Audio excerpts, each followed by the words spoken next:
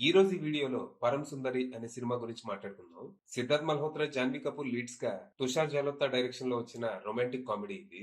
ఈ cinema story ఏంటి, దీని మీద నా ఒపీనియన్ ఏంటనేది ఇప్పుడు తెలుసుకుందాం పదండి. ముందుగా ఈ సినిమా స్టోరీ ఏంటంటే, ఈ సినిమాలో మన హీరో పరం బాగా డబ్బున్న కుటుంబానికి చెందినవాడు. వాళ్ళ నాన్న డబ్బుని రకరకాల స్టార్టప్స్ లో ఇన్వెస్ట్ చేస్తూ తాను బిజినెస్ మ్యాన్ గా ఎదగాలని ట్రై చేస్తూ ఫెయిల్ అవుతూ ఉంటాడు. ఇక రీసెంట్ గా మనోడు సోల్మేట్ అనే డేటింగ్ యాప్ లో ఇన్వెస్ట్ చేయడానికి 5 కోట్లు అవసరం అయ్యి వాళ్ళ నాన్నని అడిగితే ఆయన ఓ కండిషన్ మీద ఆ డబ్బు ఇవ్వడానికి ఒప్పుకుంటాడు. ఆ యాప్ ద్వారా ముందు నీకు నీ సోల్మేట్ దొరికితే అప్పుడు డబ్బులు ఇస్తా అంటాడు. దాంతో మనోడు అప్లికేషన్ వాడి తన సోల్మేట్ కేరళలో ఉందని, తన పేరు సుందరి అని తెలుసుకొని కేరళ బయలుదేరతాడు.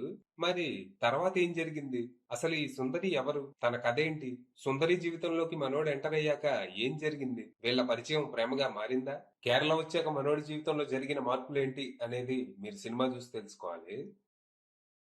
ఇక ఈ సినిమా ఏదో టైం పాస్ అనిపించింది. ఇందులో కథ పరమ రొటీన్ గా, స్క్రీన్ ప్లే చాలా ప్రెడిక్టబుల్ గా ఉన్నప్పటికీ సినిమా కొద్ది వరకు అయితే ఎంటర్టైన్ చేసింది. ఇది ఒక cross culture love story. Delhi కుర్రాడికి కేరళ అమ్మాయికి మధ్య జరిగే లవ్ స్టోరీ. అయితే ఇందులో దర్శకుడు తుషార్ జలోతా కేరళను రిప్రజెంట్ చేసిన విధానం చాలా స్టీరియో టిపికల్ గా ఉంటది. హీరోయిన్ పేరు వినగానే మనకు అర్థమైపోద్ది, అబ్బా ఇప్పుడు మనం నార్త్ వాళ్ళ కేరళ గురించి ఉన్న నాలెడ్జ్ ఏంటో చూడబోతున్నామని.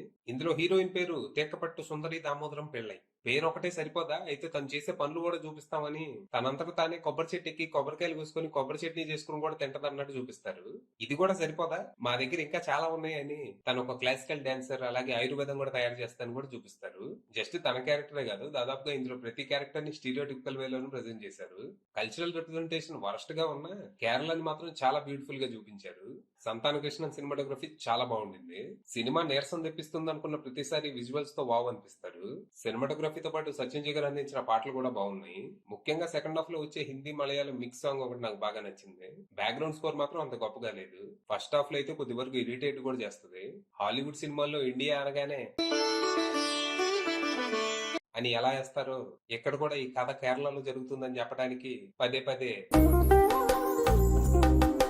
లాంటి మ్యూజిక్ ఏదో వేస్తా ఉంటారు. ఇక పర్ఫార్మెన్స్ విషయానికి వస్తే సిద్ధార్థ్ మల్హోత్రా, జాన్వీ కపూర్ పర్లేదు అనిపించారు. వీళ్ళ మధ్య కెమిస్ట్రీ అంతంత మాత్రంగానే ఉన్నా స్క్రీన్ మీద చూడటానికి అయితే బాగున్నారు.